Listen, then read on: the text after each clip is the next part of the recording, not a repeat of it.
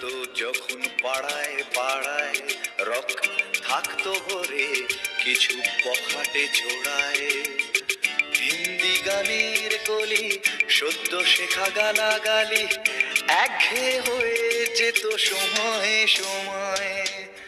তখন উদাস মন ভুলে মনোরঞ্জন দাম দিয়ে যন্ত্রণা কিনতে চায়। তখন নীলাঞ্জনা প্রেমিকের কল্পনা ও মনের গভীরতা জানতে চায়।